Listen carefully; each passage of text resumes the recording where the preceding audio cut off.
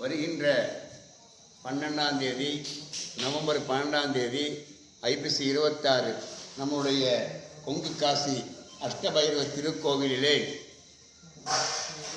பைரவருடைய பிறந்த நாளை முன்னிட்டு கொங்கு காசி அஷ்டபைரவ திருக்கோவிலிலே 206 தம்பதி பூஜையும் 206 மகா வேள்வியும் நடைபெறுகிறது.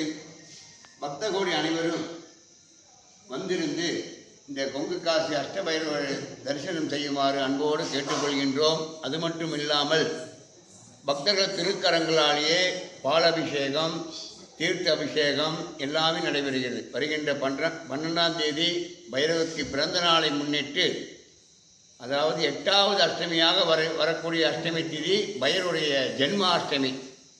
இந்த மாதம் ஐப்பசிலே வர்றது காரணத்தினாலே பக்தருக்கு இந்த பைரவ கொங்கு காசி அஷ்டபைரவ கமிட்டியின் சார்பாக தெரிவித்து அனைவரும் நன்றாக வாழ வேண்டும், தொழில் மேன்மை பெற வேண்டும், வாழ்க்கையில் இன்பம் பெற வேண்டும், கண்டிஷ்டி விலக வேண்டும். இந்த ஜென்மாஷ்டமி வழிபாடு கலந்து கொண்ட அனைத்து அடியார் பெருமக்கள் பக்த கோடிக்கு அன்பு உறவுகளுக்கும் எல்லா நலன்களும் கிடைக்க வேண்டும் என்று சொல்லி கொங்கு காசி கோவை மாவட்டம் சிறுவாணி மெயினோடு ஆலாந்துறை நாதேகவுண்டமுதூரிலே கொங்கு காசி அஷ்டபைரவர் காசிக்கு போக முடியாத அடியார் பெருமக்கள் இந்த கொங்கு காசி அஷ்டபைரவ பெருமானை மனதார பிரார்த்தனை செய்தீங்கன்னா உங்களுக்கு வாழ்விலே எல்லா நலங்களும் கிடைக்கும் என்று இந்த நேரத்தில் உங்களுக்கு கூறிக்கொள்கின்றேன்.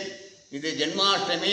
பைரவருக்கு ஜென்மாஷ்டமி அன்னைக்கு தீர்த்தாபிஷேகம், பாலாபிஷேகம் செய்து வழிபாடு செய்தால் அனைத்து நல்ல நலங்களும் பெறலாம் என்று தெரிவித்துக் கொண்டு இந்த கொங்கு காசி அஷ்டபைரவ இடத்திலே 12ஆம் தேதி பகல் 11 மணிக்கு இந்த 206 ஓமகுண்டம் நடைபெறுகிறது. அது மட்டும் இல்லாமல் நாதேகவுண்டமுதூர் மாரியம்மன் கோவிலிருந்து கைலாய வாத்தியம், சண்டை மேளம், மங்கள வாத்தியம், பம்ப வாத்தியத்தோட 8 திருசூலத்திடவும் சிவபெருமான் தலையிலே சுமந்து, அம்மையப்பர் தலையில் சுமந்து அடியார் பெருமக்கள் எல்லாரும் ஒன்று கூடி ஊர்பவனையாக பைரவர் அழைத்து வந்து மாரியம்மன் அருள் பெற்று அழைத்து வந்து இந்த கொங்கு காசி அஷ்டபைரவத்திலே மனதார பிரார்த்தனை நடைபெறுகிறது.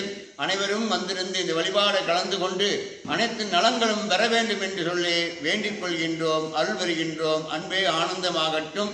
அது மட்டுமில்ல, வருகின்ற அனைத்து அடியார் பெருமக்களும் ஐயா அறிவியருக்கு சமபந்தி அன்னதானமும் நடைபெறுகிறது என்று கூறிக்கொள்கின்றேன். அன்பே ஆனந்தமாகட்டும்.